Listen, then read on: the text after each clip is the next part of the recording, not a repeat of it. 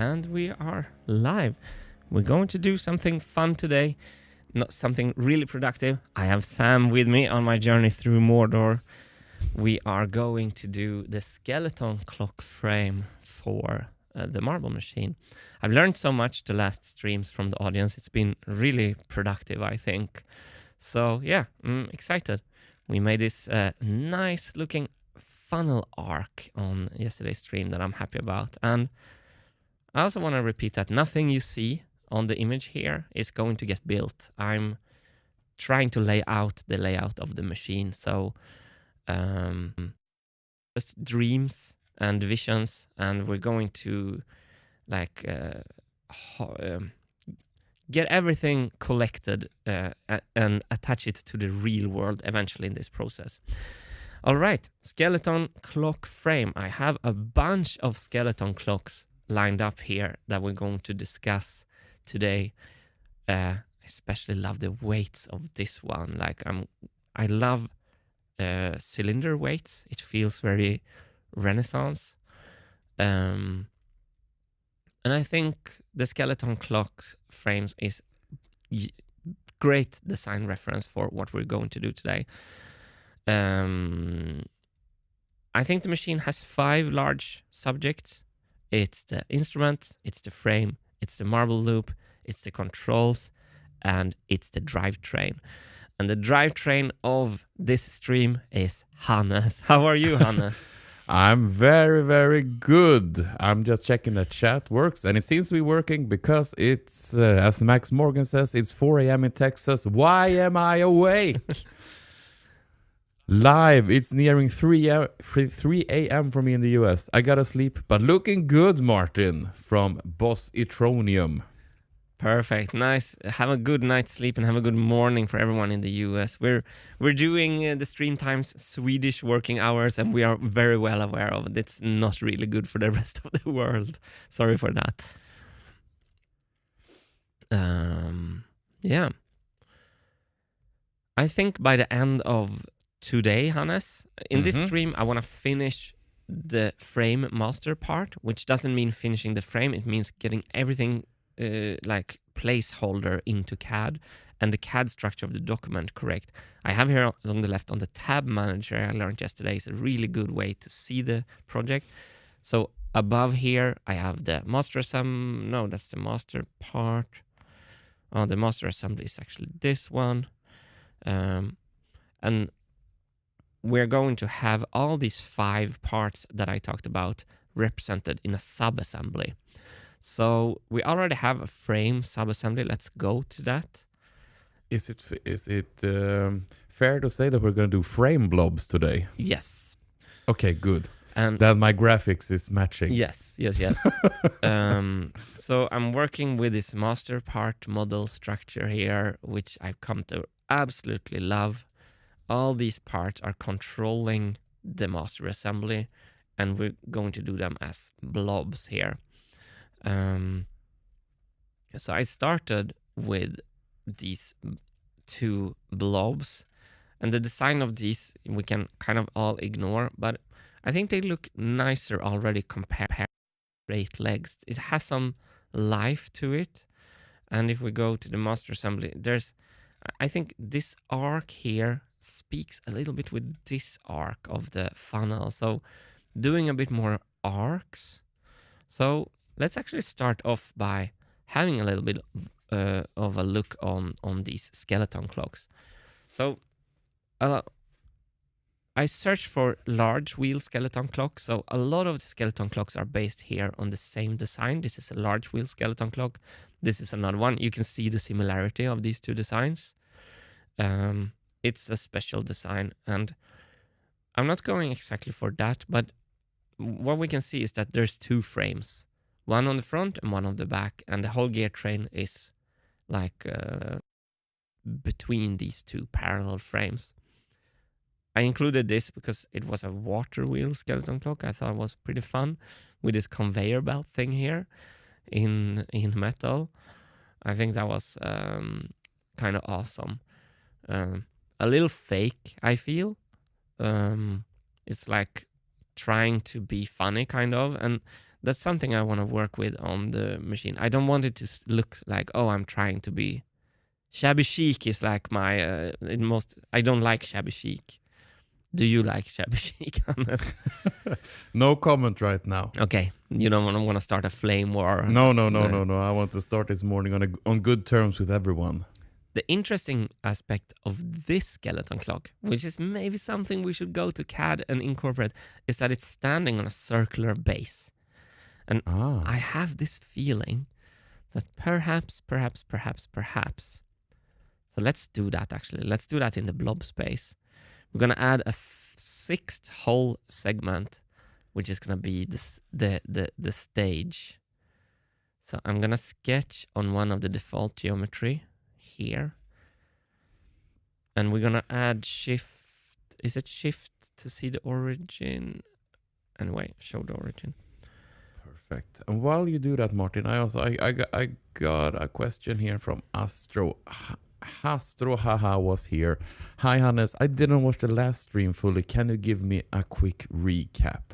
So what we did yesterday, Martin quote unquote completed the marble loop on the machine. So the conveyor belt, the drop-offs at top of the machine, the gates, and especially the funnels. Like kind of making the whole cycle a representation of the cycle. It's not defined yet, but we did the loop at least. Yeah, to try to figure out next steps. There you can see. I'm trying to open the marble loop here, and I realized that the conveyor belt is part of the drivetrain subassembly. You kind of want to see the conveyor. So here's the loop subassembly. You kind of want to, I want to hide that part. Which one is it? Yeah. So I wonder if the conveyor belt should be here as well. Probably not. We know, yeah, that this is gonna be tricky. Like a thing like the conveyor belt. Perhaps the wheels of the conveyor belt goes into the drivetrain. Just the first wheel, but then the actual conveyor belt should actually belong in here. That's something for me to figure out now when the structure of the document is really taking shape. So this is what we did yesterday. Yeah, and these are representations. Yeah, placeholders. This is not the final. This is just getting all the features in that Martin wants, and then we can decide if he really needs them or should they go on the machine. So that's what, and the same will go for today, because today we're doing the frame. Yeah. And check this out. It's kind of cool putting the machine on a huge circle. It becomes an art piece immediately. A little bit like that. And also you can stage dive from this plateau, you know. Like, I mean, how much of an art piece do we want it? I think that looks a little bit ridiculous, perhaps. But I think, and of course, there has been that suggestion, we might then be able to rotate the machine. The Lazy Susan Plateau. The Lazy Susan Plateau. I think perhaps it's a little bit stupid to rotate it. But I think kind of the circle, the marbles are spheres, and the gears are circles, and life, the circle of life. I think the circle can be a theme of this art project. Marbles are round. Marbles are completely round. Yeah. The Earth is round. The Earth is going around the sun. I don't know. It's the circle is fantastic symbol, kind of. So I kind of and people seems to like the curves, the curvature. Igor Fedekin says the curves in the marble funnels look so good. It seems now that the frame and the gear spokes need to be curved as well.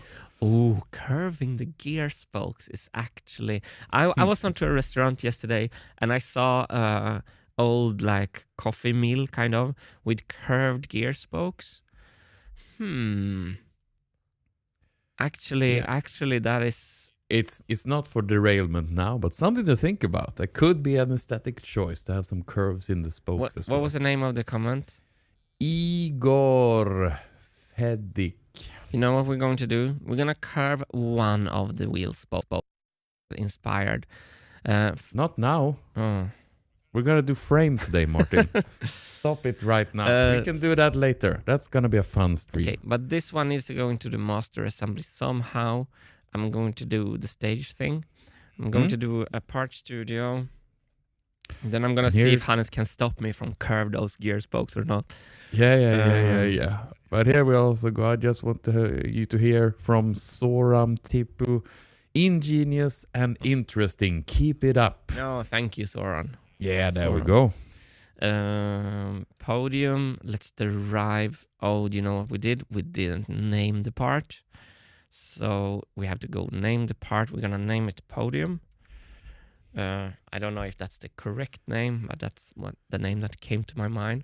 Now, when we're deriving this part, I can just put podium here, and OnShape is taking longer and longer in these menus, and there it is. So let's derive that, and then we can. Should we give it kind of a black? Really dark, something like that. Yeah. Then we can add that into our master assembly. And we're doing that with an insert. Friends of the pod have seen me doing this 100 times. Friends of the pod. Yeah. It's a pod now. Yeah. Not only because I'm adding a podium. It's so I've showed this 100 times. This is not still. It's wherever. But then we're going to, in the podium thing, we're going to add mate connector to instance origin. And we're going to look at the origin in here. And we're going to mate them by hitting M. I get 2... This is just an added flair with the circle. This is for stage, not in your studio. Yeah. And this is like it just helps the concept. It's really becoming an art piece now. See that? Yeah. Like and it helps. It also helps like feeling that there's a floor. So the inspiration was directly from. Here's a round thing. Look at that marble machine. Yes. And also the curved legs. They didn't curve the arms of the gears. Here, this was the inspiration. I kind of think it defines the sculpture in a nice way. Let's go through all of these again. Yeah, I like it. Okay, Hannah, so you're telling me I'm not allowed to curve the spokes. I just want to, I'm going to forget the idea. Can you look at the to-do list right now? Yeah, so you have to add curve the spokes to the to-do list. Is something wrong with the to-do list? It's just, this is going to go fast. Okay. And I also love the interaction with the audience. I want to honor the idea from, what was the name? Igor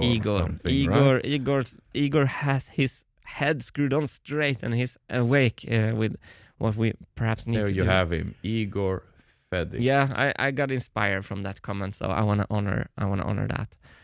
I don't think this should take too long. Let's just do. I'm not gonna do it beautifully. I'm going to do it really simply here.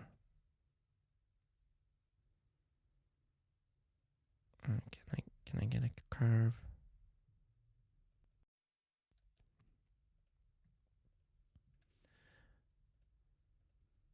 Because I've been thinking about doing cast iron gear hubs, and the curves. I think the curves are from the Industrial Revolution more than the Renaissance. So I don't know if we want Renaissance stuff. I think the curve is actually wrong. Why limit yourself? Do all history. I'm gonna hit record on our streaming. Nice. So once again now, I'm going to offset this line.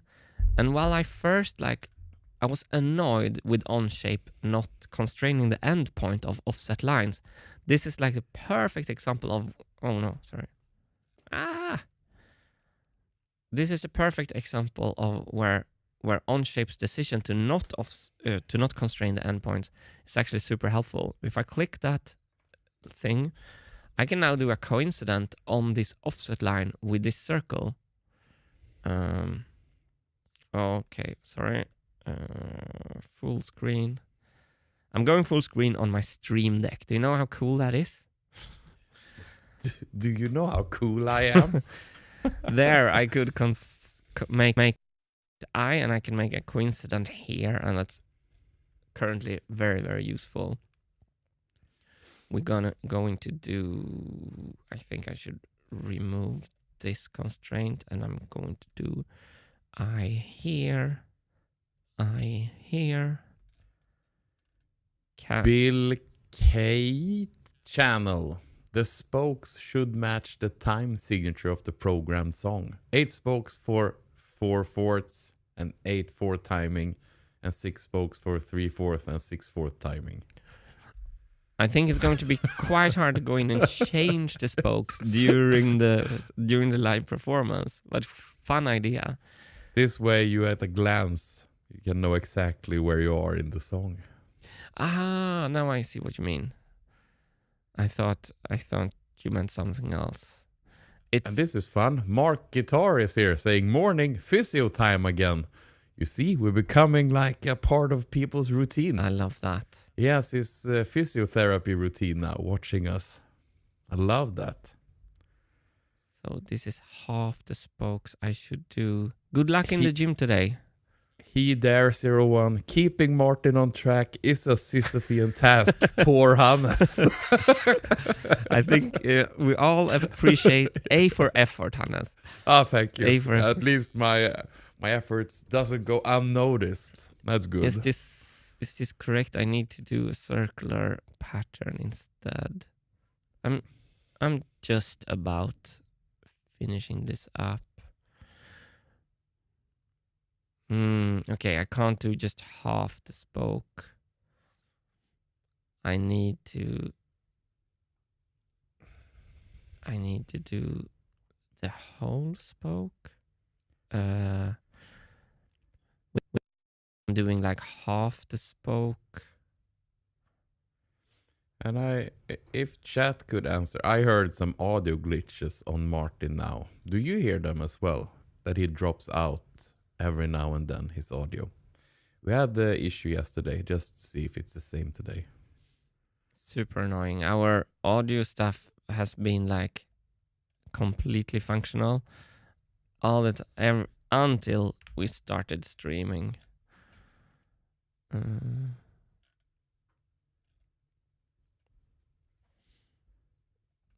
Everything broke. That's fine. I'm going to do back to this. Let's. Igor is back here, the curved spokesman. Curved spokes made sense for heavy cast iron wheels, not merely for aesthetics, but also for mechanical stress distortion. Yeah, distribution. It's formed from function. And do you know, Igor? I've been trying to research if the spoke curvature is depending on rotary direction. I guess they should like be curved towards where they apply the force. Do you know that on the top of your head? I will be really curious actually. And chat is responding. They hear some dropouts in the sound as well, very briefly, but they're still there. Thank you, chat. That's not. We think we have, because the guy I'm sharing the studio with, Ludwig, is a monster hacker, and he has connected.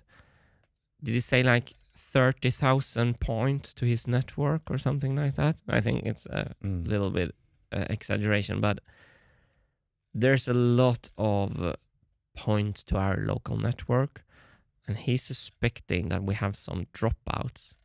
Yeah. And we're thinking perhaps the audio glitches is our local network dropouts. Yeah. Especially since the audio software we use is so low latency and highly responsive. Perhaps it will just because it's so quick. Yeah. So don't show your kid this catting right now. This is quick and is this going to work? So Nicholas adds here, in clockmaking you will often see straight spokes simply because they are so much easier to make by hand. For me, straight spokes feel clockmaking and curved ones more industrial revolution, like you said, Martin. I completely agree with Nicholas, and so perhaps then there's going to be a fight between if we want the machine to feel like a skeleton clock, we can go back and see that the spokes are very straight. Perhaps, let's see. Oh, look at that. I made it. It's kind of beautiful, isn't it? Shift P hides everything. It looks cast iron. And in a way, I think the 6 spokes looks better. Let's look in the main assembly. It looks more race car now. Race car. Yeah, perhaps we should have a side quest counter. I know some YouTubers making YouTubers. Look, there it is.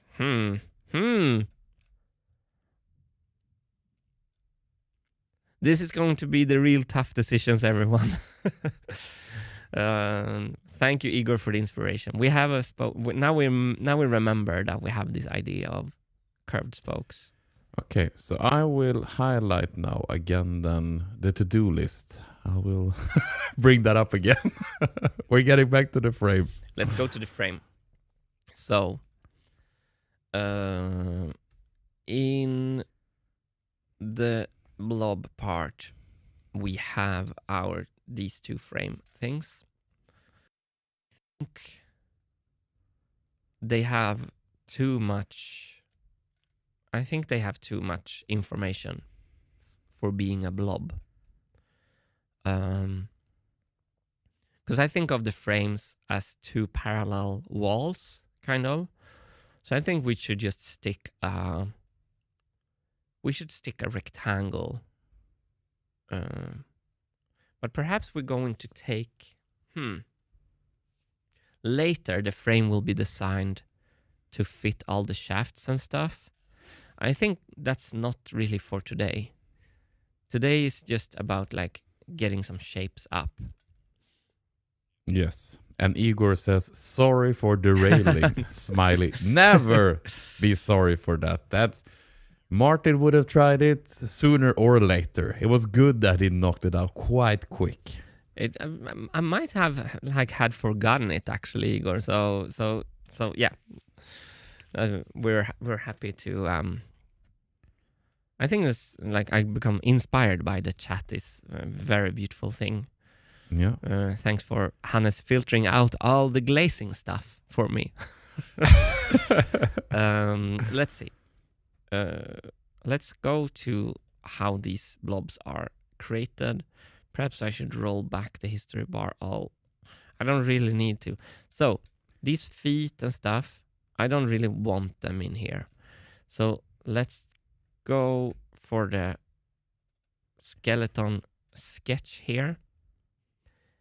Here in this blob space, think of this. So goodbye. Boom. What do I want? I want to know where the floor is. I want to know where the ceiling is. And I want to know kind of where the front edge and the back edge should be. So it's really, did we choose ceiling height? Floor? Perhaps we should try to be symmetrical with the frame. We do this 2000 millimeters, 2 meters. I forgot what height we put the ceiling on. Frame broke, that's fine. Where's our ceiling? Is it an old stuff? Was it 240 or 250 or It's here. 3 meters. 3 meters? Yeah. Was okay. So the frame is before the ceiling. I'm just going to do... There's a relationship between these should be, but I'm actually just going to say that this is 3 meters. Oh! Oh! Check this out, Hannes. Whoa! Check this out. This is CAD at high level. I'm not adding 3 meters. This is what variables are meant for. Hashtag ceiling height. Can I do spacebar in a variable height? No, I can't do spacebar in a variable. Ceiling height value 3000. Boom. Why is it not happy? Yes, because now I think we have a relationship without having to care about the chronology of the feature list. So variable table is here to the right, as we learned yesterday. Yeah. Boom, boom, boom. I think now that I can go into the ceiling sketch and change this for ceiling height. Yes. Nice. Why do we have red stuff on the... Because I changed, that's all the feet and everything. Okay. So it's good. I broke it by intent. So now I can go in here and I can raise the ceiling by just adding like 2000 now, and now ceiling height is following everywhere. Great. But what I don't know if it's this variable table is document wide. This is going to be interesting. Can I go into the podium here? And there's not a single sketch here. Let's just add a sketch. Can I now say that this line is ceiling height long? See? No. Ceiling height long. Yeah, I can't. So the variables are... So if I now go to the... sorry for that. Full screen. If I now go to the variable table... we don't have any variables here. Okay, so variables are Part Studio specific, not document wide. That's a little bit shame. So that's something, a post-it, Hannes, for Derek, like how to do document-wide variables. Post-it is no more, it's whiteboard nowadays. Because there's so many. What do you say to Derek? Yeah, document-wide variables. Document-wide variables. Back to the frame.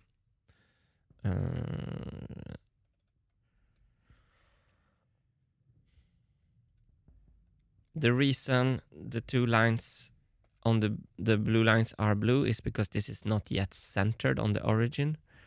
I think one of the simplest ways is to add a midpoint to the line and then coincident that to the origin. So these are going to be our frame blobs. Nice. So now the first extrude here of the skeleton frame is going to be this sketch. I just wanted to say here that Bicky Wish is watching this while working on my final school project on nuclear energy here in Denmark. Wow. How cool is that? That's really cool. Nuclear energy feels like it has a kind of a large revival currently. Mm-hmm. So how can we incorporate that into the machine, Martin? It's gonna go nuclear online. That's I can tell you that. Hopefully, if I can make great music, it's going to be irresistible. So our new beautiful frame. We're gonna make it a bit transparent. 0.5. The blob space is looking more and more like a blob space. I think it's good. And the question is, should we also have Do you want to hear? My Memeplex has options for your variables. I would love to learn that actually. Option 1, use a master part studio. Pattern create a dedicated part studio just for variables/configurations. Then in your other part studios, you can reference geometry or use derived features. Part studio. Option 2, use configurations. If your variable drives something configurable, like a dimension, you can set up a configuration at the document level, which can be referenced across part studios and assemblies. Ooh. Like ceiling height, I think would be like, what was that? The 2 options? And then I also have, this is exciting, very exciting. It also comes with a donation from a certain Derek Van Allen. Okay. You can make a variable studio tab, bottom left, insert variable studio. Document wide variables. Can't make those on the fly inside sketches though. Derek Van Allen, it's I don't know what to say. The MVP of MVPs of the project right now. So now we have 3 different options here, right? Okay, I have my Memeplex and Derek Van Allen. Leave Derek's comment up. Bottom left, insert variable studio. Insert new tab. Create variable studio. I think the only drawback that I can't create them on the fly is fine for stuff like ceiling height. I'm going to add this once.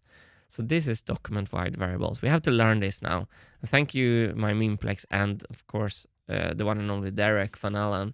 And Derek's, my Memeplex says, I defer to Derek, because my answer was copied homework from Claude. That's super fun.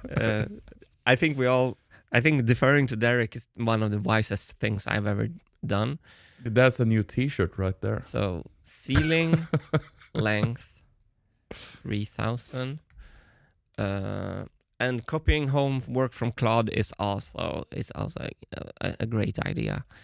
So now we have a variable studio. Now is the question. Oh, insert into all parts and studio. Can I insert into all parts and studio assemblies? This variable studio is automatically referenced in this workspace. New part studios and assemblies in this workspace will automatically reference this variable studio. Okay. So I put ceiling. I wanted to ceiling height. It might be an issue if I name it exactly. So I just put VS. So it's the variable studio. 46 tabs in this workspace. This is absolutely wonderful. I think Fusion 360 didn't really have a simple way of doing this. I might be absolutely wrong on that. So, and Derek follows up here. Variable studios are best used for things like ceiling height or material thickness through document wide constraints. Yeah. So now in our variables tab, we have 2 types of variables, and I think I'm going to, in this document, I want to delete this variable. I don't know if I can. The sketch is gonna break, but I want to reference. Maybe I can't delete obs. So now I want to go into this. I want to remove. Oh, the variables are seen here. That's interesting. And I think also with the variable studio, we don't get a lot of like fluff here in the feature tree. So this one is obsolete now. I want this to be ceiling height. Yes. And the same goes for the ceiling. I want to use the, this variable disappeared. Ceiling height. So let's rename this. Can I do it from here? Nice. And this obsolete. Okay. Oh, here, delete. Nice. Oh, this feels so good, Hannes. I'm getting an deeper and deeper understanding for how to build this project up in Onshape. And I think everyone is learning with me. Are you still there? I am very much here. Nice. So now we're going to remove all this fluff here. The feet is going to be removed. But now we have a kind of an important question, Hannes. I just want to fill in. Derek is writing even more here. So it's not so good for things like pulley sizes or shaft dimensions or other more locally contextual things. Okay. As long as the variables have the same name when you make a variable studio variable, the deletion won't break anything. Just gotta make the variables. Okay. You broke out there again. I heard it this time. Oh no. So we have a kind of a difficult question now, Hannes, because the machine is not really centered over the origin now. Mm-hmm. And now when we're going to make... I can show you the issue. I want to mirror this frame. So we want to mirror... And I want to... It would make sense to mirror it over the default geometry mid-plane. But then you can see nothing, the machine isn't fitting between these two frames. And I had the same issue when doing this circle. And I think we should kind of take the bull by its horn and addressing this issue right away.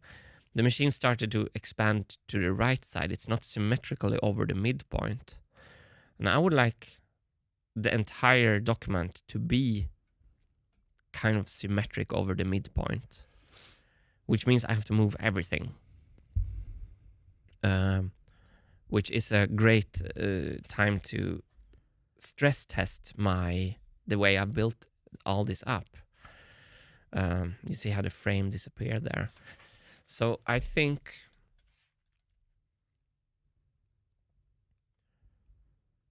the machine is not going to be super symmetric, like around the midpoint, compared to the skeleton clocks. This feels like very symmetric around the mid-plane with the distance between these frames. This clock is symmetric between a lot of planes, actually. But just as a good CAD practice, I think I actually want to do this. So we're going to do a little bit of spring cleaning here. Or quite spring cleaning. Ooh. Quite a lot, actually. So we should be able to do all that from in here. So let's start. Yeah, because I made this transform feature was to move this frame out there. See what I did here? This is an extra feature just to get a frame where we want one. And I kind of don't want to build this model on bad foundation. So let's fix this. Maybe I can kind of just translate everything the same. So let's first set up the frames. Let's first set up the podium, actually. So the podium here, I want to name that feature later. I'm going to constrain the podium to the center. So now you see that the machine is standing too much to the right. You see that? Yeah. I want to move the entire machine so it stands on the middle of the origin of the document. I think it's good practice. Got it. And Weebiz has a question here. Just got here. What does the skeleton clock do? And when we talk about skeleton clock, it's more of the design, the aesthetics of old badass skeleton clocks. I know Martin has some of them lined up to show people. Yeah, it's these are skeleton clocks. It's a design inspiration for the framing of this machine. Yeah, so it's not a thing per se. But it's also design inspiration for the whole machine that the wheels are so dominant, like this large skeleton, like the gears. Often in clockmaking, they call them wheels. So you can say wheels, gears. So I think like this, I don't know if people can feel the excitement, but this value here, now the way I'm setting up, this value becomes a really fundamental value. How long from the center do we put the left side frame and then also symmetrical the right side frame? If I do a meter here, the frames, the machine is going to be 2 meters wide in the frames. So it kind of, that value gives us the limitations of how much stuff we can fit. And I think what I really want to happen is that we're gonna do better and better design so we can squeeze everything tighter and tighter, just like in the skeleton clocks. So I think we shouldn't give us that much. Should we start with 800 just as a starting point? And then we're seeing that stuff needs to slide a bit to the left. So can I do that in some smart way? I have a plane for everything. So let's see this huge music flywheel here. 750. Or should I do it by eye, perhaps? Eye for coincident? Not that eye, the human eye. So thanks to our great document build-up, the wheel is now nicely out there. I think I should do this by eye, actually. Let's start from the left here and just drag everything. And this is going to be a testament to the master part model that I can do all this, and everything I'm doing in here is simultaneously happening in the master assembly with all the details, and nothing should break if I did my homework. Fingers crossed, and hope your dog didn't eat it. Yes. It's annoying that we don't have frame in here. So before I move everything, let's go and create the actual frame pieces. So in the frame part studio, those disappeared. We're gonna redo the derive. Didn't we name the part maybe? Because I think if we unnamed parts. Frame left. Great. Before chat reminds me.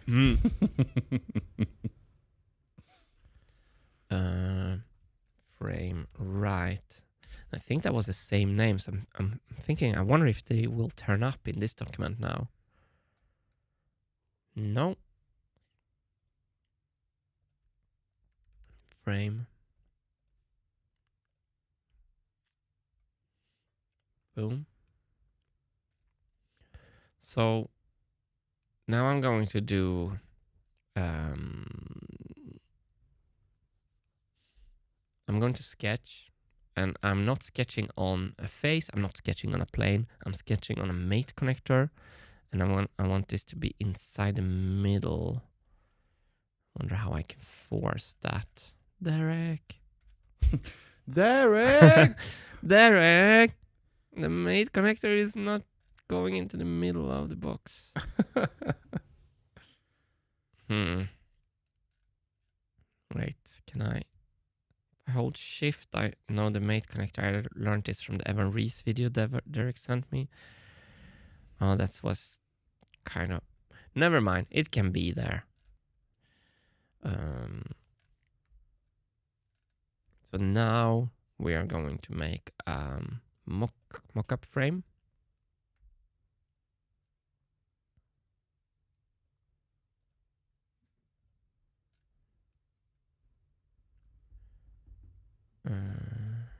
Boom, boom, boom.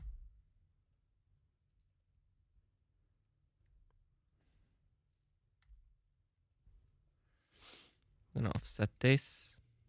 Can I offset this?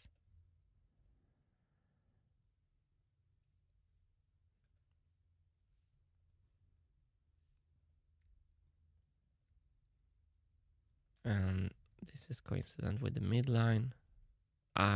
Now we have the I, Hannes. Ooh. And I'm just going to do something like this. It's just a mock-up for having something when we slide the pieces. Derek adds here, that trick only works on cylinders, unfortunately, to grab the middle position. Oh. So I have to then live... Okay, I have to live with the fact that the mate connector is there.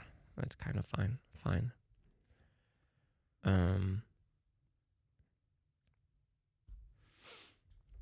So Derek wants me to assume the original part in when I design the parts, and I don't think exactly this is what he means with that. But I'm now going to remove everything that is not the frame. Remove through all. Merge scope both frames for now.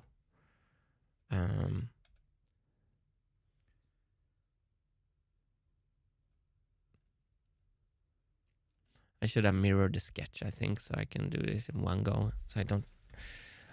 Wow, it's thinking a lot.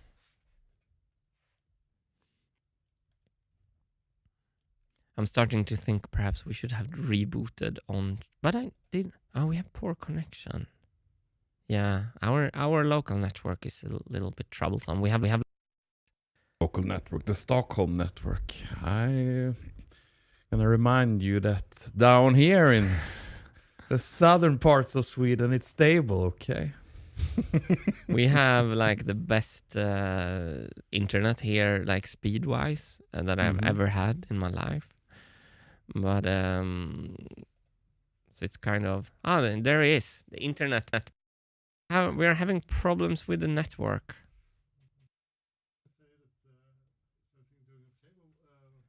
Everything is good. Thanks for the help with the internet. Yeah, it says poor connection here in Onshape.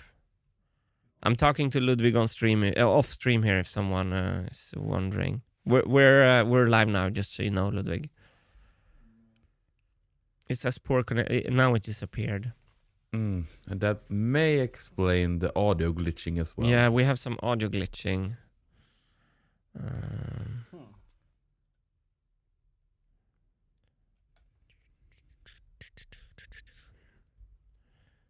But this is constant. It's every day, so it's not just not for today.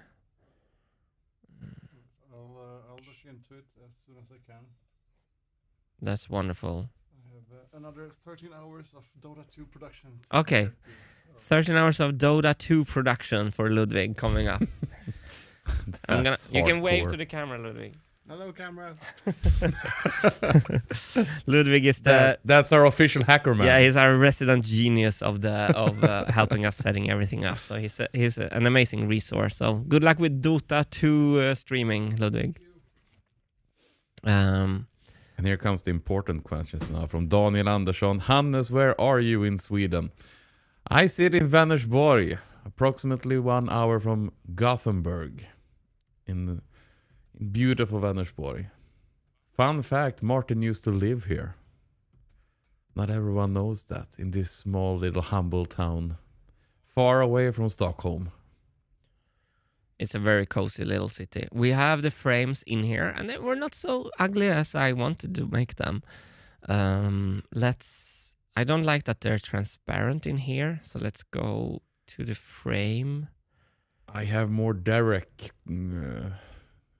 statements over here. Yeah. Consuming the original body isn't a hard requirement, by the way. It just makes the assembly insertion stability more robust, because then the mate connector will always be attached to the original body. And then he also said, you can skip it. You'll just have more reattaching of anchor mate connectors as things change later. I want to do that. It's just that sometimes the shape of the blob I want to make is not always translating easy into consuming the part. For a kick drum, I can make the shell for the kick drum of the blob space shape, but for the frame, the way I consumed the blob part into these with an extrude, it feels a little bit hacky. And I think a classical example that Derek showed me is like when you make a sheet metal part from a box, then you have a cube or a box, and you just shell it, and you have your sheet metal part. That's awesome. Like makes. So I think the art of designing your blobs, so consuming the blob part in the part studios is something I'm going to become better at. However, we are making progress. Meanwhile, we have the frame in here. Everyone can see it's now all the parts needs to move left. By the way, Hannes, what do you think about doing the frame color? Like, sorry, you cut out there. The frame in brass color, like all these skeleton clocks. Not in brass, but with brass color. Is that absolutely, try that.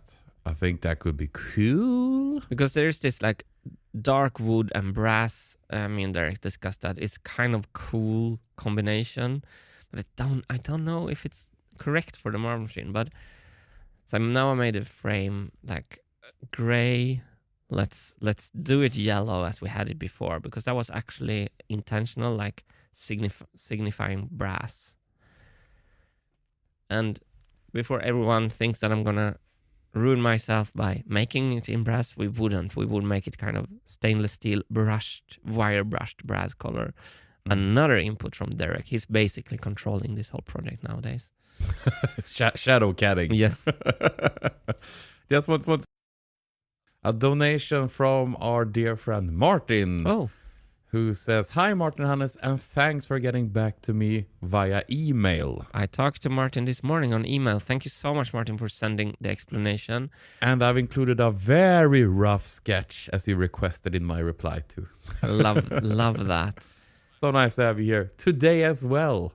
Yeah, thank you so much, Martin, for all your effort that you spend. I'm looking very much forward to do this sketch. Sometimes I think words are really hard to discuss, like mechanical drivetrains, and pen and pencil sketch I hope will get us on the same plane. So now I'm just going to manually slide everything left. Let's take this thing. So the way I built this up now, Hannes, is that backseat cadding. Backseat. Derek. Sloth and turtle. Good comment. Sorry, what do you say? Yeah, I just wanna I just want you to celebrate with me the fact that I can slide two things, that I can slide everything easy, and that I learned to use the final button here, because now it's a good, I'm gonna position these gears now, but if I hit this final button, as I learned from, was it Isaac Robinson?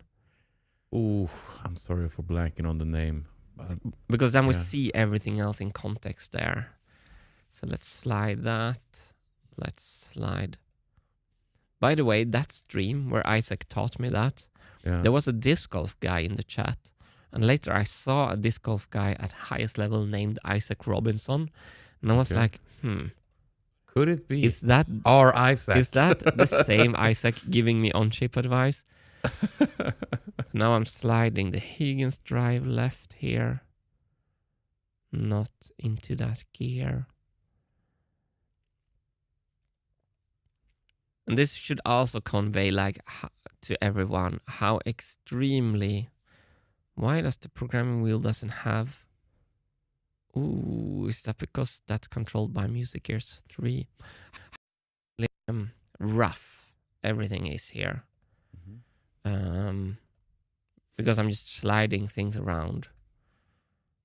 Final. And you remember our spring cleaning streams?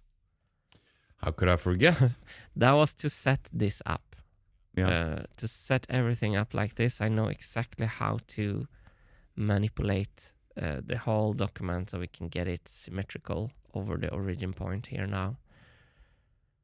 So while I'm doing this in here, the master assembly is getting fixed at the same time. Eagle Picking is wondering, is there a hard limit on the total width of the machine in the design requirements? Not yet.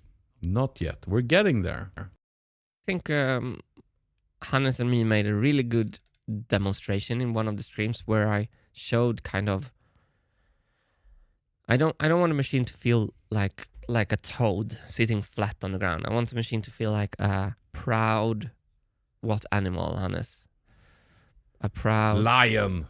A proud lion standing on its let's take a horse standing on its hind legs. Mm-hmm. Like on the Porsche or Ferrari logo.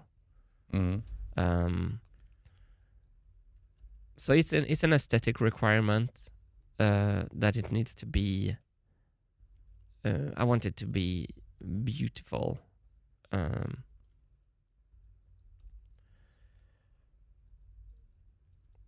And it's a huge question of when to start putting some design requirements in and not. For example, the width. And we're so early. We're extremely early in the project. So I feel like it's fine for me to not add those just right yet. All the shafts are following. I've set this document up so lovely here. I can just find the plane for the start crank, except there is no plane for the start crank. Let's go. There it is. Final. Let's move that in on the outside of the frame. So now we're going to clearly see what is going to be on the inside of the frames and on the outside of the frames. Gearbox needs to be moved in. Final.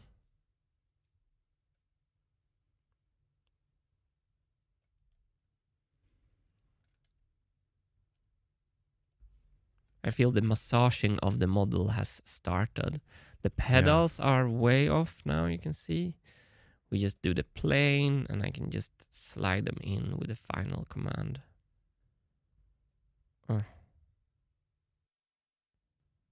OnShape is starting to become a little sluggy.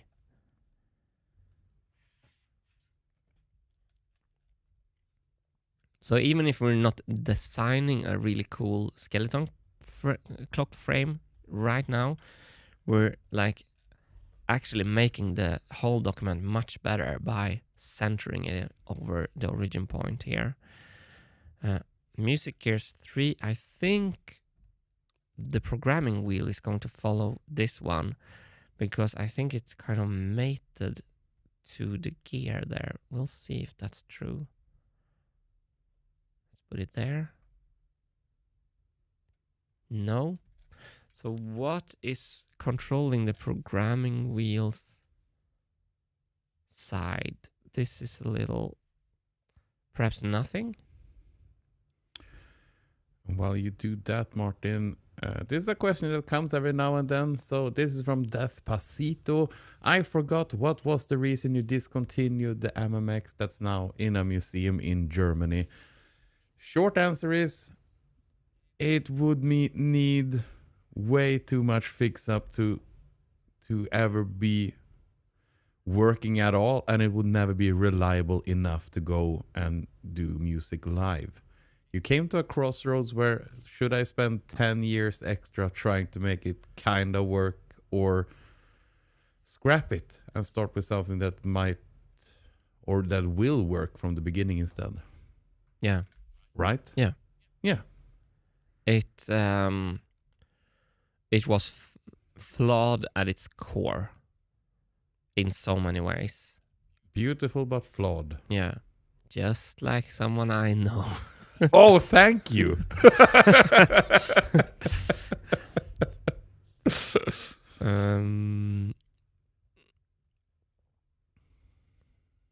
I know it's much like on the first machine. Like, I tried to show the machines from their best side. I was excited. I was not like lying about how well they worked, But I wanted to show people when my children was behaving, So I think I showed like, without even understanding it, I was like, I showed the best my kids on their absolute best behavior. But when we got home from that dinner, oh my God, the kids, the tantrums they threw when we were by ourselves. And I'm almost gonna throw a tantrum here, Hannes, because for some reason, with the programming wheel, I stepped off my system. I was like, I see now how I CADed the programming wheel. Instead of putting it on its own plane so I can control the sideways position, I, for some reason, sketched it on the mid plane. And I was like, oh, the programming wheel is going to be symmetric and everything. And I think that's wrong. What I'm seeing here is that we did the spring cleaning wrong. So I'm going to go back. I moved everything.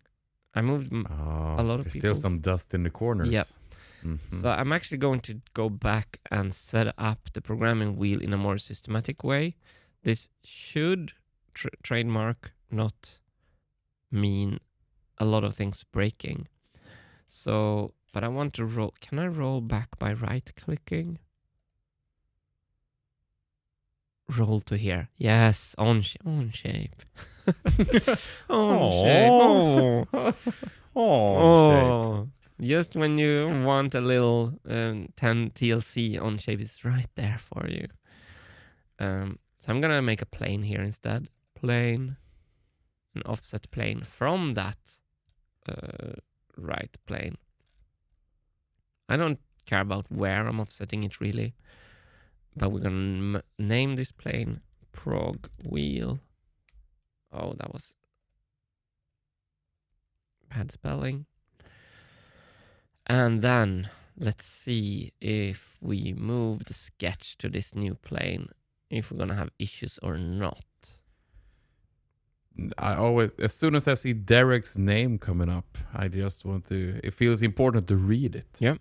So Derek says, you can just change the plane for that original sketch and it should all rebuild. Yeah, that's what I'm doing now. I just changed. Let's see how clean that is rebuilding. It is rebuilding with the difference that now I can click the plane and move the programming wheel exactly like I want to with everything else. Perfect. Oh, we have some interference here. Let's slide this one over. And this is what I mean with massaging. Now we're going to be able to like, okay, I want to go exactly in between there.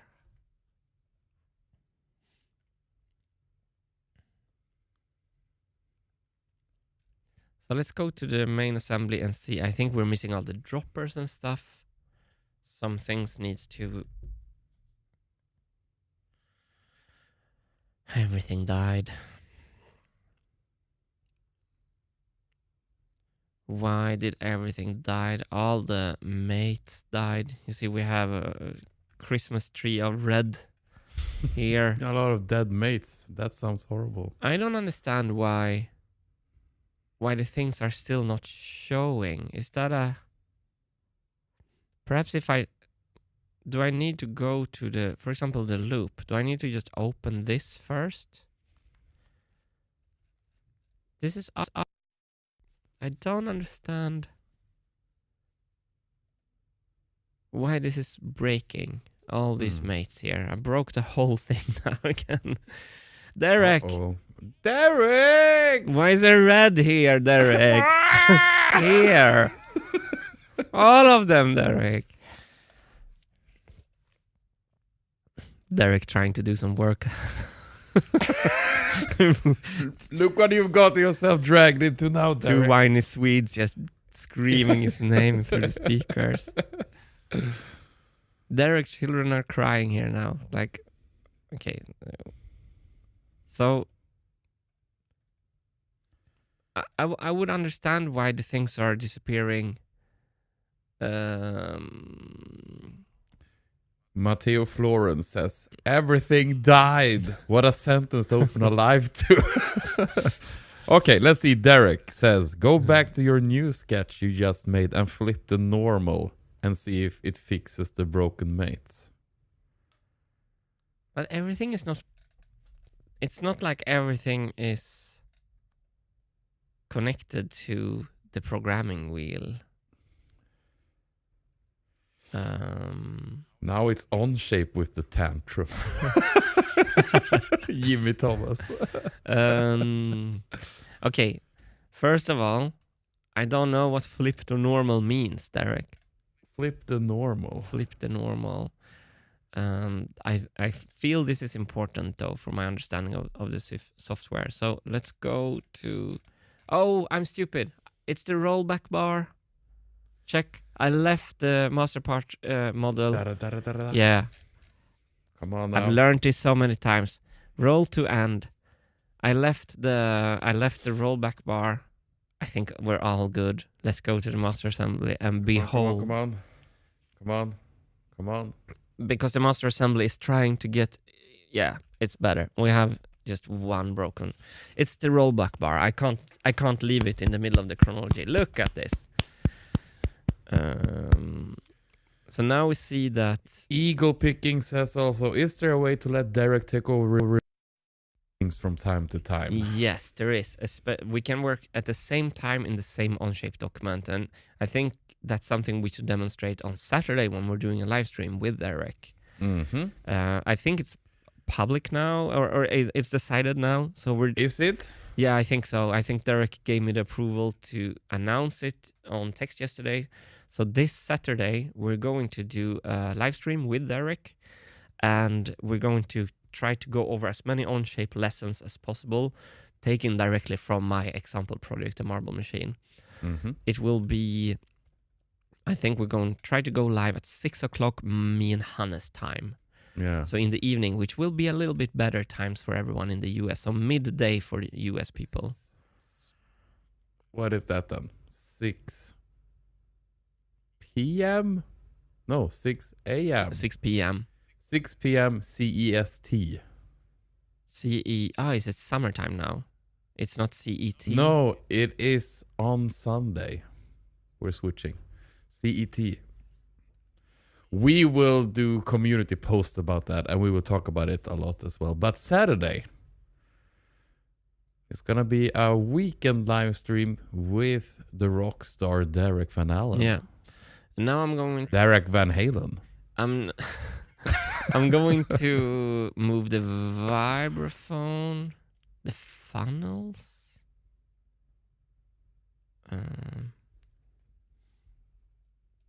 I need to move this. Plane of the gates.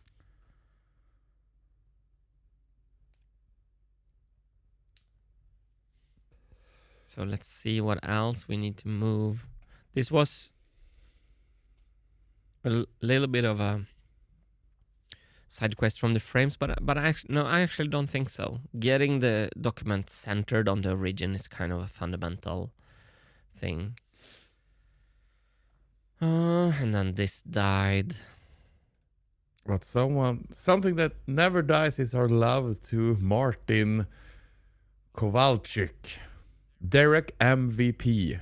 Kudos. He wanted to donate just to say that. Yeah, but that says a lot about Martin. Yeah, and Derek actually. It's true. So Hannes, my bad cat is biting me now. You see the funnels have only one here now, and this is gone. So I think I need to, but I was just vibe sketching those funnels. So I think I want to go back to here and redo the funnel shift. Undo. I think I need to undo one more time. And I think we're going to need to transform the position of the funnels because my CAD isn't constrained properly. So let's see if we can actually transform it in here. That won't work. Sorry for that. We're going to go full screen again.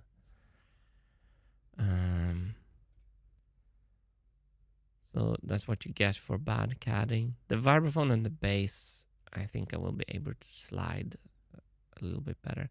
Can I just slide the entire loop subassembly for now? There's maybe no transform in here. Something is sliding. My memeplex gives us a good reminder for tomorrow, Martin, for both of us. Hannes, for the compilation tomorrow, it would help to keep reminding people that nothing Martin is CADing now will get built as is. It's just a sketch, it's placeholders, it's figuring out, etc., etc. That is so good. Thank you so much for also reminding the chat every now and then. That the chat is awesome. People like my memeplex and other MVPs are really helping out in the chat, reminding people about this.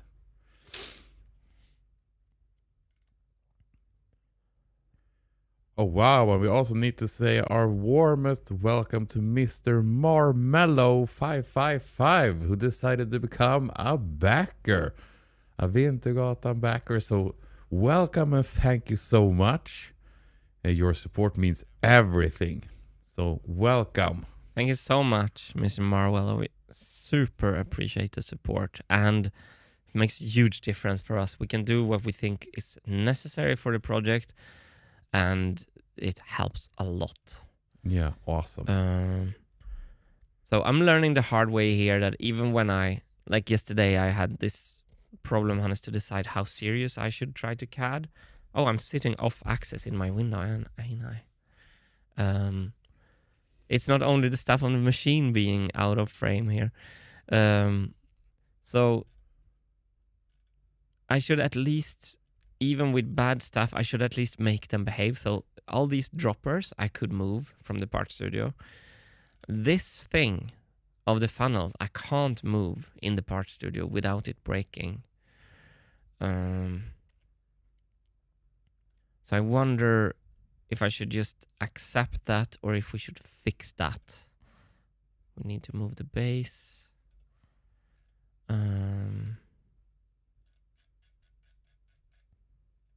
Base triad. Do we have a triad for the base? Or did we not do it like that? Or the base is actually loose, isn't it? Yes, it's loose. Yeah, so the document is not really built well in all senses. We have some more spring cleaning to do. And while you do that, I have some more welcoming to do because we have the Foxy Hunter deciding to become a member as well. Fantastic. Thank you so much. That is awesome. I love to see it. Damn, you guys. You're the best. Thank you so much for the support. We truly appreciate it. I'm going to do something ugly meanwhile. I'm going to try to transform all these parts. This is probably, again, time to cover the eyes of your children here. I need a better way to say that joke. I like that joke so much. I know it's not like the best joke of all, but hide your children. No, what's the good version of the joke? Chat, help me out. Okay, I got it moved anyway. Let's go. Moved enough stuff now. Let's go a little bit into the frame design discussion then, because we want to leave this stream with something that isn't embarrassing. So we're going to go and actually design something that looks a little bit cool for these two frames. We moved everything. I realized some weaknesses in some of my designs. That it's fine. So I think we should edit this in context. In context, because now we can edit the frame here while seeing everything, which is a beautiful feature of Onshape.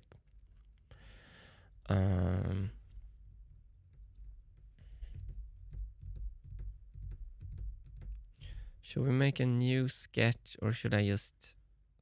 No, I'm just going to kill all this. That's how long that frame lived. I'm gonna use all those features. So I like the idea of 4 feet. So now we can start to look at the skeleton clocks. Look at the feet there. Feet. Feet. Feet? Like the one up to the right has no feet. It doesn't look as cool. Feet. And this comes from a design tradition, which is obviously lathing. Like these feet are being lathed in brass. Feet, round feet. But I think also for the marble machine that we're gonna have some good industrial like vibration, isolation feet kind of things. There's gonna be some function from the feet. So I think we should have some feet. And our newest member variation of the joke. Children, time for bed. Martin is caddying. Put your children to bed. They're not allowed to stay up to see this. That's a good Foxy Hunter. It's a good version actually.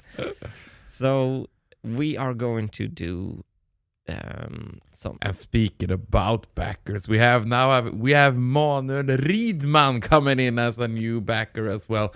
Wow. Thank you so much. 3 new ones in the span of like 5 minutes. This is exploding. Can't contain my excitement. Let's go. Woo! I knew blob frames were a banger. Let's go. Ow! We've been trying for years, thinking what content works. We did roll marbles. We did gear prototyping. We did play some music even on YouTube. But making blob master parts was the thing that finally launched our YouTube career. There we go. Thank you so much. Thank you. Awesome. We truly appreciate the support. So yeah, I'm going to start with the feet here. Not the feet, but as in the feet. Okay, don't start with the defeat, please. Let's say they're 200 millimeters high, something like that. They're gonna be huge. They're going to be really huge. It would be pretty cool if the machine stands on 4 feet. I think it's gonna give it a lot of character.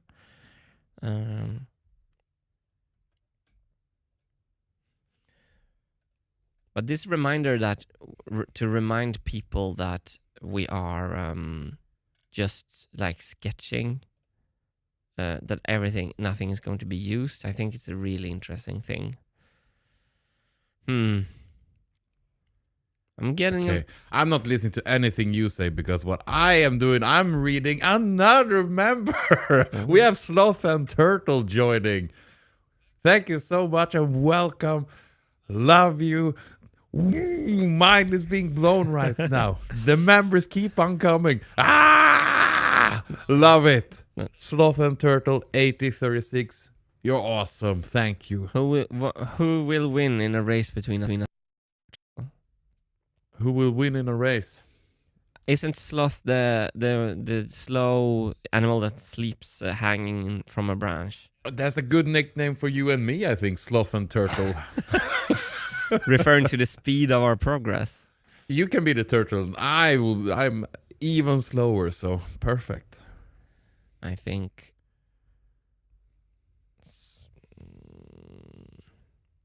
Why is this going bad? Why can't I make this do what I want it to do? That's tangential. Oh, this radius is the problem. All right. There we go.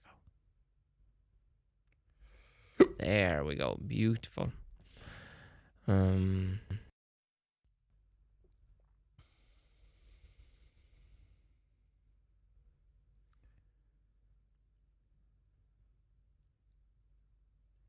I'm sloth and turtle doing that sketch.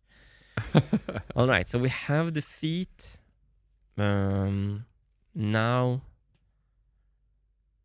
In some kind of freak accident, I think the last frame idea was a little bit beautiful. I'm gonna draw the midline now of those legs.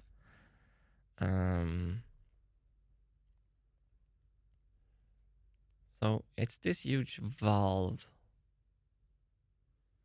which I think is kind of cool. And then it's the question, should it be a circular valve or should it be some kind of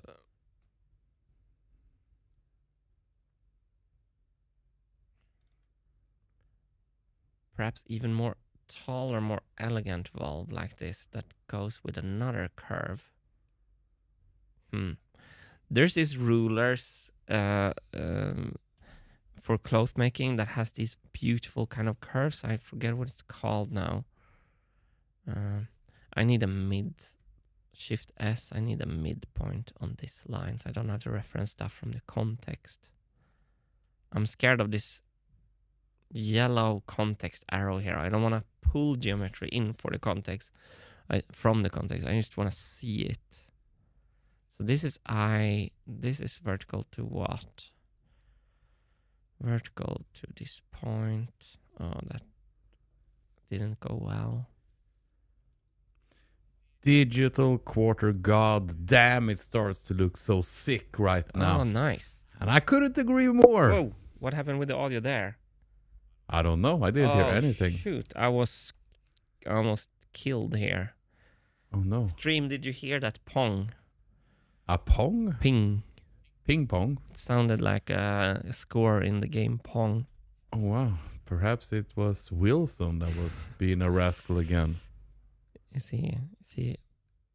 And the Foxy Hunter says Wilson exclamation. And oh wow, everyone.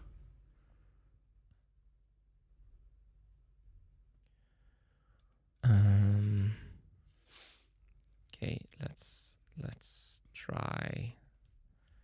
Okay, it's having all these references from the context is going into my sketch all the time. I'm gonna click done and see if I can like get some more peace of mind sketching. So I'm not. Okay, chat also heard Yeah. the pong. Ear exploded. Yeah, it was not nice. Sorry, everyone. Okay, I didn't hear it. No. Perhaps it was my fault then. Sorry, everyone, for that. We don't know why, really. We had a super stable audio setup that is starting to act up. Okay. I need to learn to understand contexts, and I think context arrow here on this sketch. So I wondered if I have pulled in any geometry from that context. I don't know if any of these constraints shows me that I have done that. I didn't want to do that because that makes it more fragile.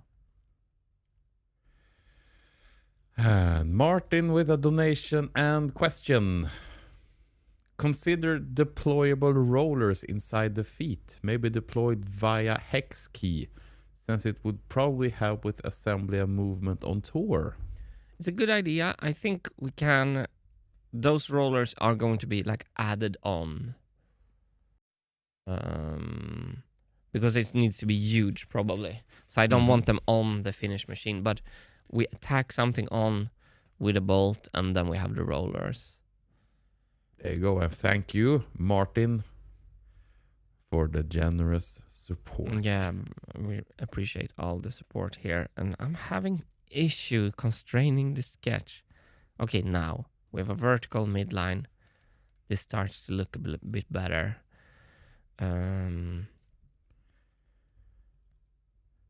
700. Let's see what happens. Oh, this is interesting. 800. And are you going to have summarized versions of these live streams? And yes, on Wednesdays, Wintergatan Wednesdays will be back, where we will do a summarized version of the week. So the first one will be tomorrow, where Martin will go through everything that has happened during the week. I think I made a mistake by making two curves. I'm going to delete one of the curves. And I'm going to say that you are coincident with you, which doesn't work with this constraint. Can I remove you? Yes. And you are also then going to be tangential. This is a pretty big decision here. That we don't need to take now. Yeah, we wanted to try to cater to Both. both types of audiences.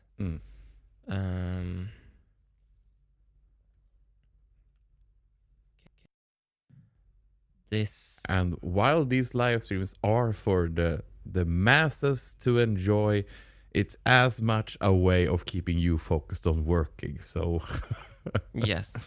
the summarized versions are a bit more the type of content people are used to on the Wintergatan channel. Okay, I ditched the second curve. We're gonna have to revisit this. Now let's offset the frame here from the midline. Took me a lot of time there, but anyway. So this is gonna be half the width of the frame. Can we get away with an 8 centimeter thin frame? And Poopsy Doodle from Twitch is saying, I see we're sketching upside down and backward again. Oh, it's it's this. Yeah, it's good of you to actually point that out. There might be some idea to actually care about that. Burnt Bacon says, please somebody bully me into going to sleep. My schedule can take much more. I know this is too riveting. And you want to see the frame blobs. Can I do minus value here? Yeah, I could. Nice. I wanted to offset this as well. Okay. Calm down, Martin. I'm doing so many mistakes because I'm trying to go a little bit too fast. I'm just going to calm down and make this sketch properly. Yes. Yes, please. So slow is smooth and smooth is fast. So when I start to just everything, I start to make like these tiny mistakes. And everything is just sloth turtle speed. So let's do vertical on this, vertical on this. Derek with something here. Martin, you can find the in-context stuff in a sketch via the Constraint Manager Sketch Diagnostic tool. Bottom right pen icon in the sketch dialog. Look for the context arrow icon in that window. Oh, wonderful. Derek knows everything. Let's go there because we have just to get everyone on board. What we're discussing here is this little arrow here. Is a context, and I'm afraid I pulled in some context reference that I don't want to pull in that can make it break later. So we have the show sketch diagnostic tools, constraint manager, and then mode in context, sort by entity. You can find the context stuff in a sketch via the. So if I write, what happened there?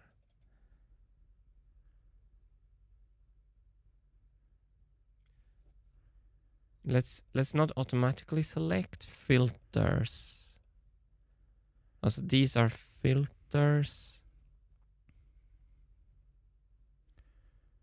Sort by constraint. Salt driven. I don't see anything changing though. Because what I thought it would do, it would show me. So perhaps I don't have any solved. Nothing is... Oh, wait, entities. Do I need to...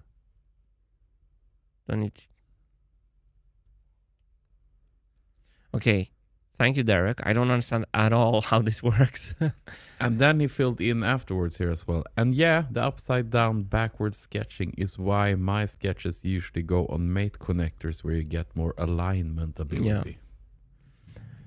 Yeah. I did this sketch on a mate connector, so perhaps I should have turned it around or something first.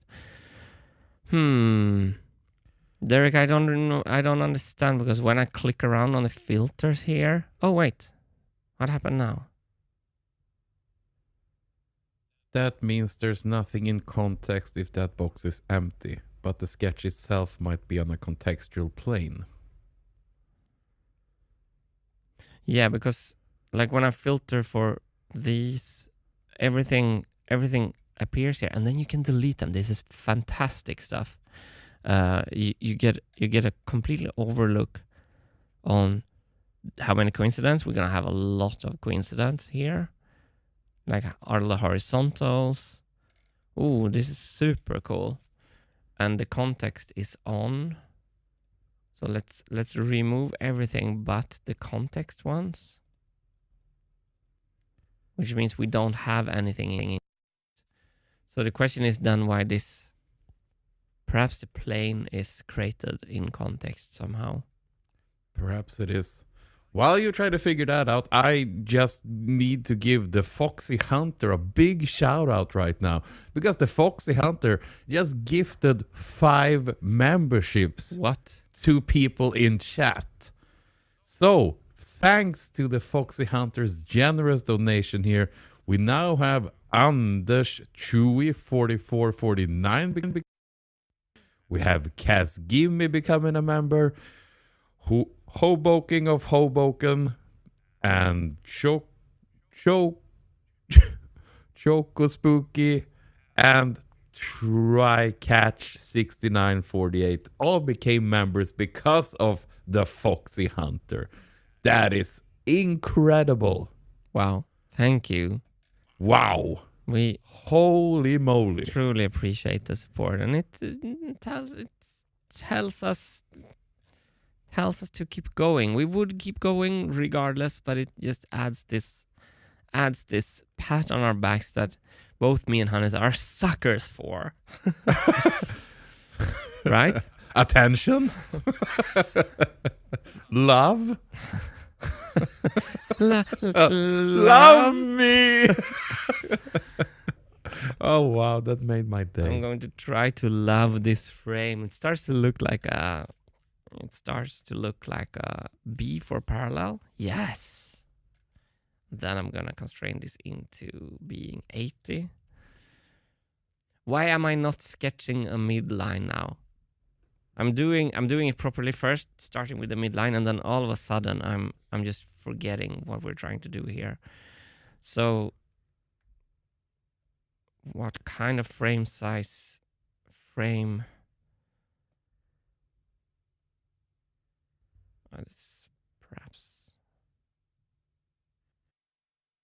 Here's the arms of the... An off-topic question from Peter.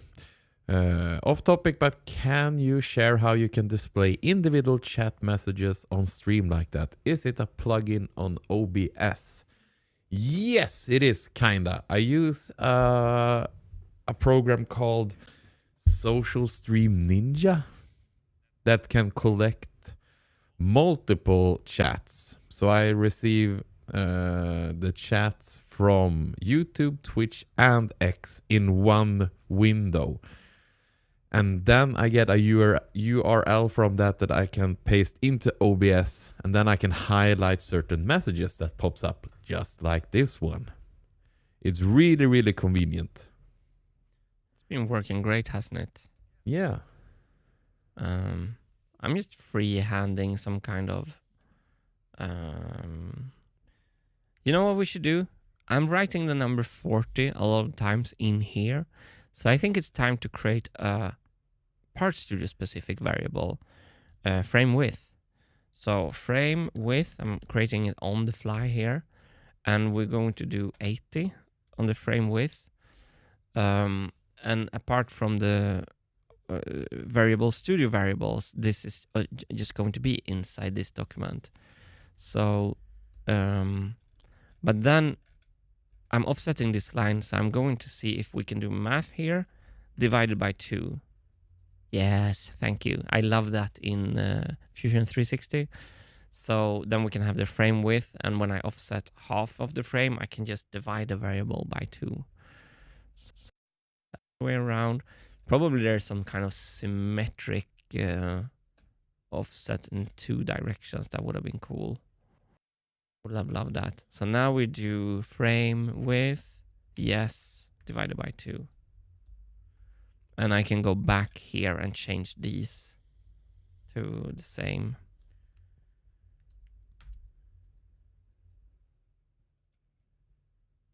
Frame divided by 2. If we want to beefen up the frame later.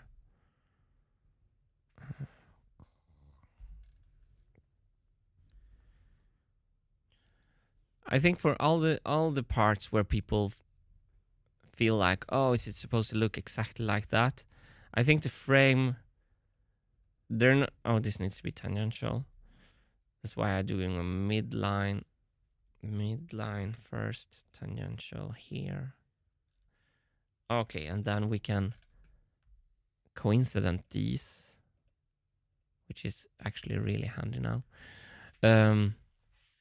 I don't think it's going to matter how many times I say that this is just like sketching. People is going to be, oh, why is the frame going to be like that? And I understand that as well. But we have some work to do to really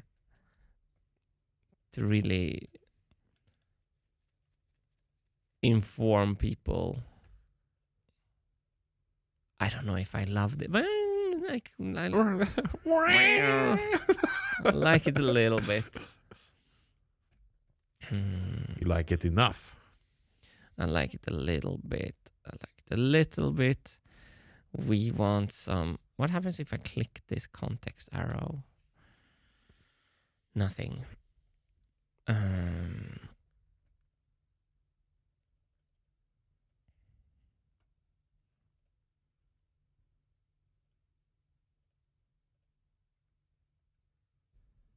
We don't want the feet here. They're gonna be revolves. That's why I wanted the... Ooh. Now we're gonna see. I wanted this on the mid plane, the sketch. And I think I can go in and just move the mate connector here. 500 millimeters along, 50 millimeters, I mean, along this axis. Minus.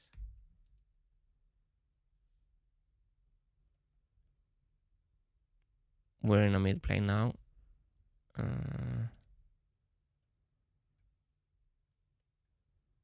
Which is why we need to change the extrude.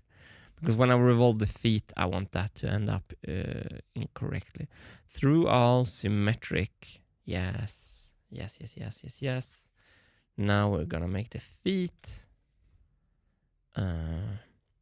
Shift W for wrap. This axis. Look at that cute. Oh, it looked like a nice shoe. A little boot first. A little boot first.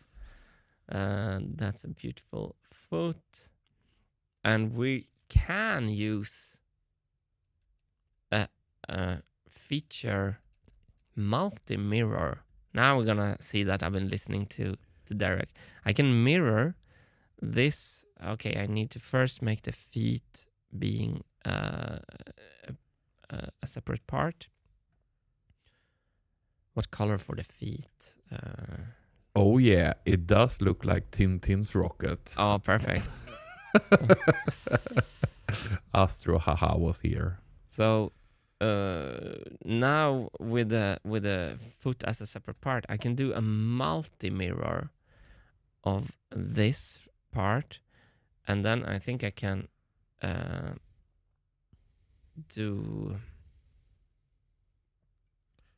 let's see, XY sad. No, not sad. And then Yeah. Did you see that? The feet just automatically appeared, all 4 of them, from one mirror command. Boom. Boom. That is boom. What I really want to do is that I want to extrude. Oh, it looks horrible. Horribly cool. I think the bottom part looks fine. We Yeah. need to this. I mean, yeah. It looks a bit chunky. You think it's too big? Yeah, I think it's a little bit too chunky. You know what? I have a variable, Hannes, to make it less chunky. Frame width. Let's go here with 60 then. Did you see how it immediately? Mhm. And then let's do. So I think we need to go back to the. I need to go to the. Let's go to the master part. And let's do the extrude here a bit less chunky then. Hannes says it's too chunky, everyone. Yep. I'm gonna do them 60. More clock. Okay. More clock is good.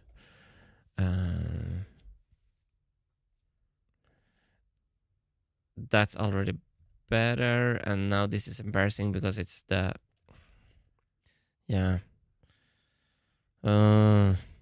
Put your kids to sleep. Nah. Martin is cadding. Yeah, it's because I couldn't make the mate connector a mid plane. This is not correct anymore, which is super annoying. But let's get to the frame. I don't want the frame assembly. I want the frame part studio here. I'm learning so much, but it's sometimes I wish I was faster. We need to fix this embarrassing top somehow. Already, you see that already. Already, this is better. See? Yep. You can hang your clothes there. Yep. Yeah, it looks like this hotel troll is. Yes. But then these feet are not in the mid plane anymore because I screwed up kind of, and I did. Can I move the mate connectors with variables? Let's see if I can add a variable inside a mate connector move. I can. Brilliant. So in the variable studio, we're gonna fix now. Okay, watch me do this. We're gonna fix this to get this mate connector on the mid plane. I'm going to do in our variable studio, I'm gonna add frame width, thickness, I meant. Frame thickness. It's going to be a length of 60 millimeters. Now, if we go back to the master part, when I do this extrude of the blobs, I don't just willy-nilly write 60. I use the frame thickness. Ah, yes, this works. Frame thickness, boom, there. And then, when we go, Hannes, this is exciting. If I tell you that it's exciting, do you think it's exciting then? Oh, yes. As exciting as another donation from Martin, our friend here. This would be horrid to produce, but I wonder how a round bar frame would look. Derek sent me a round bar frame. I think from the skeleton clock designs. I'm just going to show first. I'm going to reply to that now, when I offset the mate connector, I'm not going to offset it any random value. I'm going to offset it half of the frame thickness, which means that I know that it's centered, which means that when I check everything, look at those centered feet. I'm getting there. I'm getting there with my understanding of variable. It's speeding me up a lot, I think. And let's just take a quick, I want to answer Martin. Let's just take a quick sneak peek. If it oh, it's much less embarrassing now. It's even beautiful. See that? Beautiful. Oh, That is beautiful. so a round bar. I think if we go to our design inspirations, there's not a lot of round bars here. And I think also from the Renaissance, if this was from wood, they would not be round. I have seen a lot of wheels have round spokes though. So I saw one with a little round frame there. Kind of prefer this flat frame.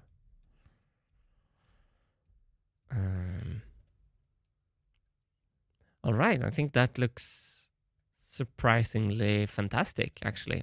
Perhaps fantastic is too big of a word. But now I would like... Fantastically serviceable.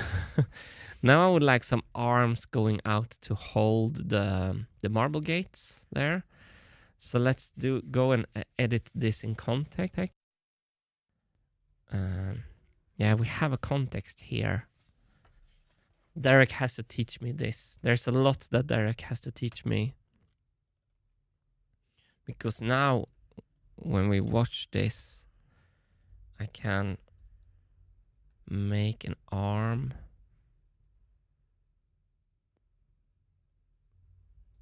I think it should start.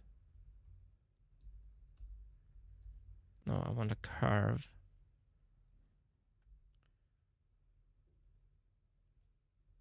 I'm so scared of pulling in geometry from the context that I don't want.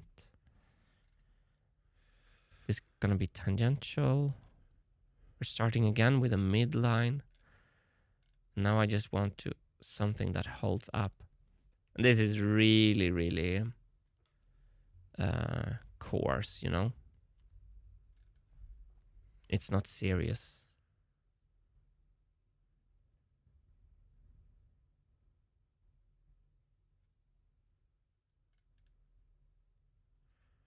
Derek here saying the Multimate connector custom feature can do the parametric mid-plane definition as well and save you some of the variable juggling or let you do more complex placements than the default options. What was the name of that? Multimate connector custom feature. It's funny, I said this to Derek also in our chat, that I'm having a really hard time knowing when to open my brain up for new information like that or not. Like I'm trying to kind of think about how this machine should be. But often when Derek sends me stuff, I never regret looking into it because he never sends me stuff just to send me something. It's always worth it. Check here. Frame width. Perhaps I should make one. Okay, here's the cool thing. Can I make a variable that is driven from another variable? Who knows? But I just want to say we got an incredibly generous donation from the crazy MVP, the Foxy Hunter, who just keeps on donating and gifting memberships. But the Foxy Hunter says, just a random thought that jumped in my head.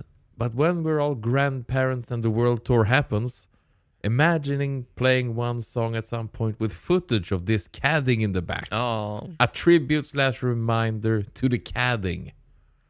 that's so beautiful. The Foxy CAD Hunter. Vals. And talking about CADing, check this out. I think if I can reference the frame, it will be not in this. So half frame width is a length. Now, on shape, make me happy. Yes. I can put a variable in there, and I can divide it by 2 in there. So you have a frame here, a variable driven by another variable. See that? That's fantastic. On shape. Almost as fantastic as the Foxy Hunter. Love you. Check this now. Now I can just constrain. Now I can go in here and I can just write half. Oh, wait.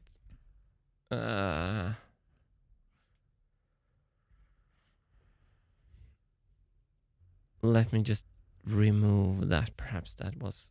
I can put... I can say that you are... Why is that not working? Oh, it's this big age. Oh no, something happened in the variable list. Error regenerating. Did I fly too close to the sun? Frame width divided by 2. Now it's good. 30 millimeters. Did I accidentally try to create a new... Where's my new lines? Oh, tried to be fancy. What happened with my lines? Why did that? Did I okay. People are saying here the hashtag, and also can't you just divide by 2? Yeah, I did that, but then I did that so many times I was like thinking I shouldn't have to do that. Let's now offset this line. And we're going to say that let's just actually do that. And now I want half frame width. Yes, it works. PK Amargo says, I see Martin sketching a frame without marking the shaft positions. Yeah. I would start frame design from what it will function, support and hold all these parts together. Is there something to that, Martin?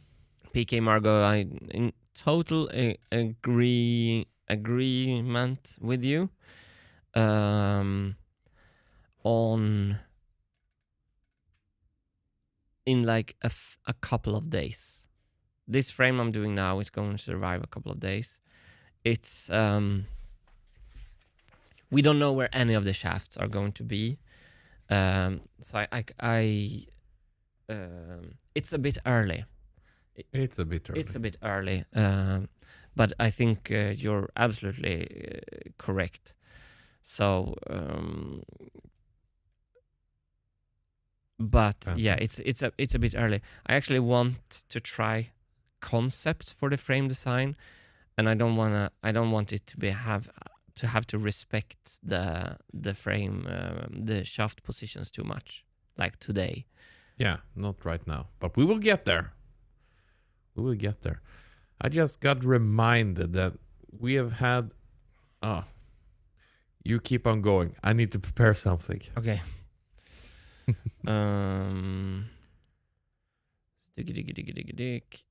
This value is half frame width. Nice. And okay. I'm forgetting to click through stuff, and then I'm deleting them.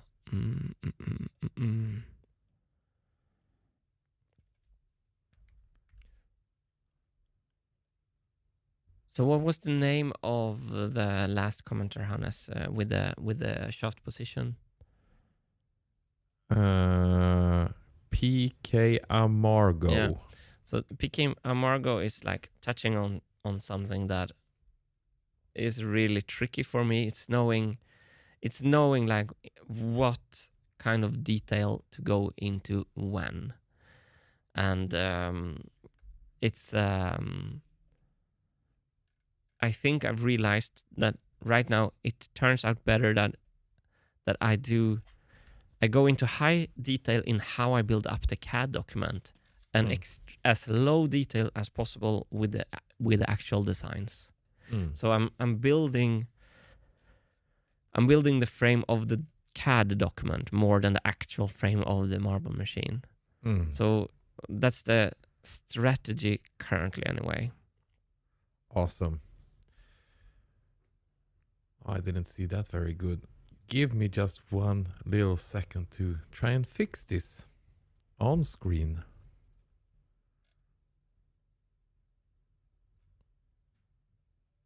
Yeah, there we go. That is kind of better. I just got reminded that we have so many generous people following these streams and people that join as backers. I just want to do a quick little shout out and summary of the last 24 hours. We had 12 new followers from both YouTube memberships and Patreon. Wow. So we have here Alex Brem, Ander Chiu, Kasigimi, Foxy Hunter, MVP, Hoboken of Hoboken, Infinity, Jannes Jäger, Manuel Ridman, Mr. Marmello, Sloth and Turtle, Talo Prince, and Shredrum joined just these last 24 hours, and that is so fantastic. We love you guys. Thank you so much for the support. Amazing. Thank you. We appreciate we really appreciate it. Look at these arms, Hannes. And someone tries to ruining my presentation because as soon as I presented it, Nicholas just comes in and becomes a member as well. No. Ah, my graphics. I love you, Nicholas. Thank you so much. Okay, now I can focus on you, Martin. What did you say to me? I like these arms. Look how they go up and hold up the marble things. Yeah, it feels... I'm going to connect the frame. I'm just free-balling this here like this. I think it's really... Well, it's so fun to hear all the new members from the last 24 hours. I smell producer Alphonse... Shout out to Alphonse with his vibe coding of the whole backer system. Yeah. It's starting to pay off now. Yeah. Working out the kinks, but Alphonse is doing fabulous work off screen with all this. Homework from Cloud Code. Yes. Why am I seeing? I want to extrude. Okay, I want to... And Nicholas wants to send a message as well after becoming a member. It is time to join the adventure. Oh. You're beating my weeks for so long. Thanks guys. You rock.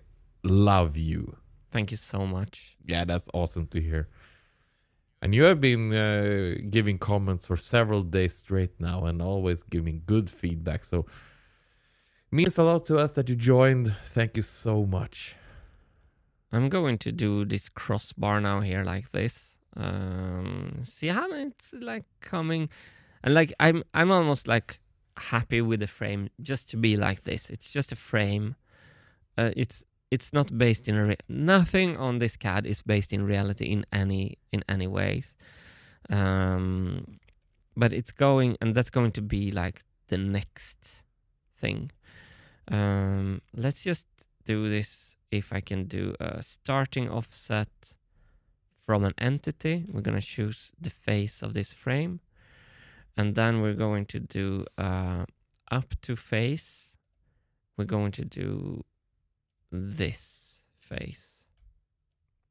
And I just want to also, Poopsy Doodle on Twitch also have a great comment here. Now would be a good time to tell the YouTube viewers that we're live on Twitch too.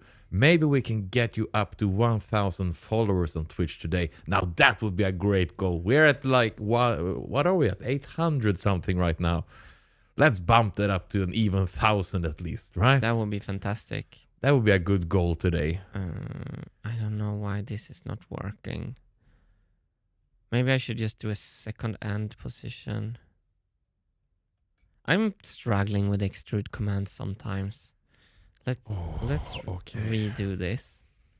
While you do that, the gifts keep on coming. Now it's Martin, our dear friend Martin Kowalczyk, he sends 5 gift memberships now to people.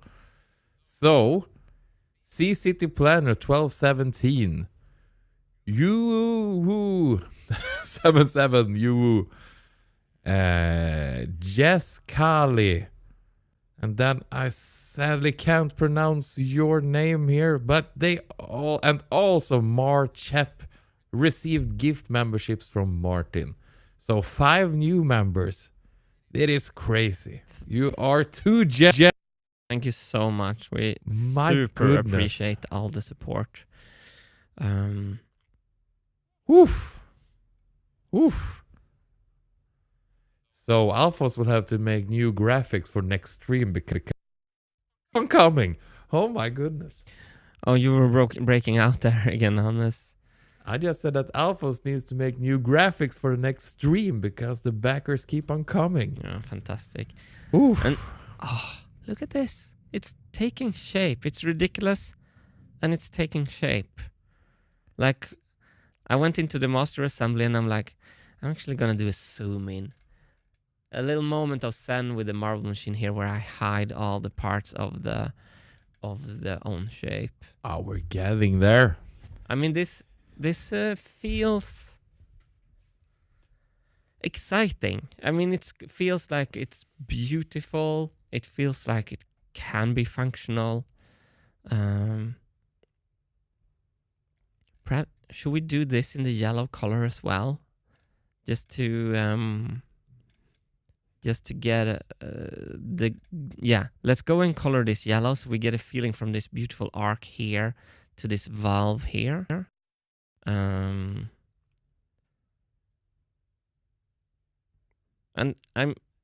the frame is ridiculous now in a way, but it's doing the job of letting us know there will be a frame in here. Let's just check how the frame. Oh, that works. This is the frame subassembly. So I wanted to go to funnels 2, and I wanted to color this part brass. Yeah. Should we? And now we hear from Poopsie Doodle. The audio glitch is on a very regular interval. Oh, Maybe it's a sample rate mismatch stacking up between devices causing a buffer reset.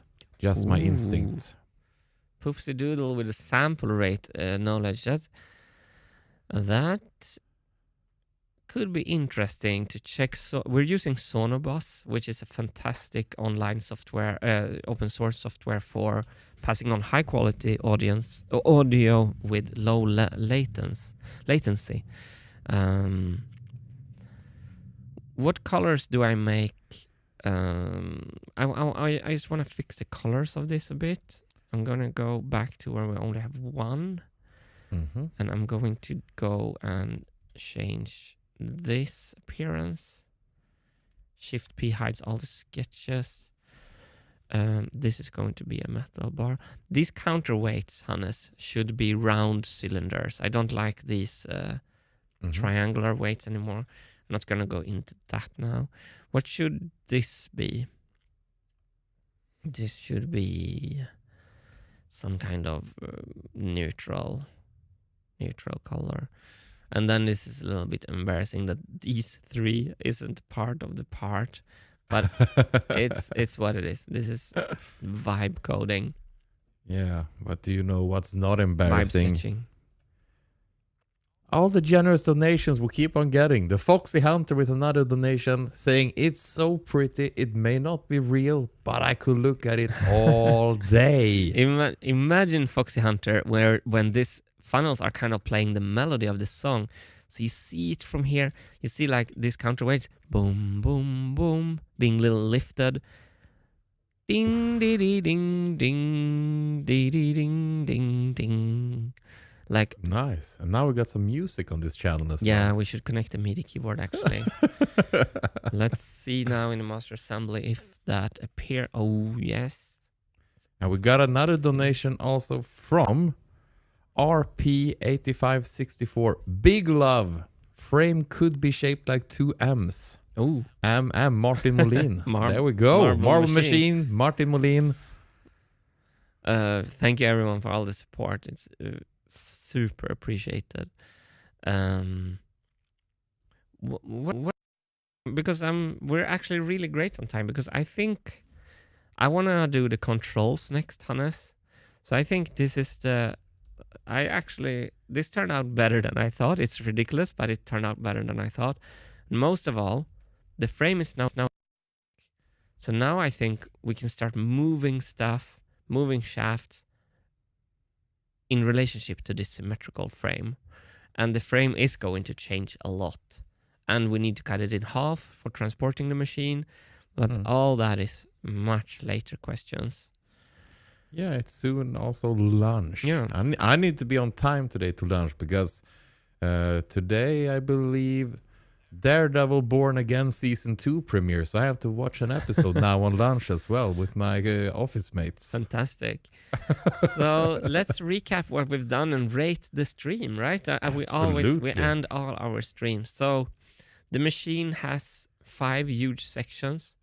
It's the instruments, it's the drivetrain, it's the marble loop, it's the controls, and it's the frame.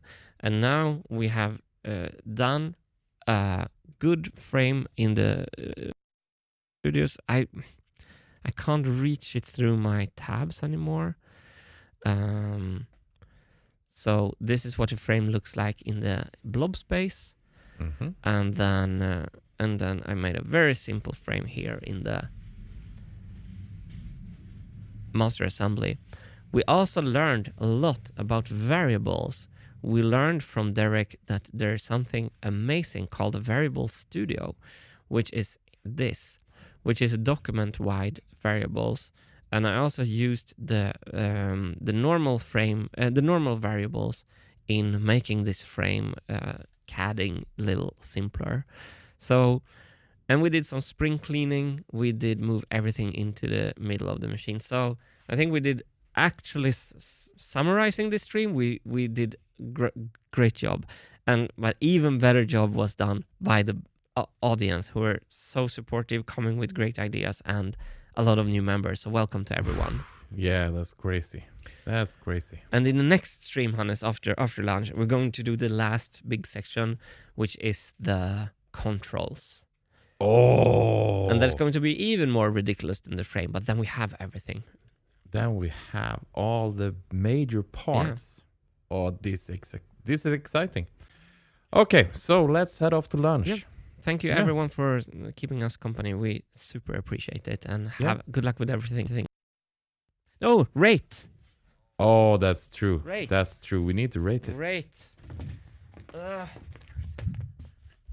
Hi. I had fun, and we were good. It's here. It's very high. It's good. Good. I'm dropping my headphones. Let's head to lunch. Cool, see you next time. See you. Bye. Ciao.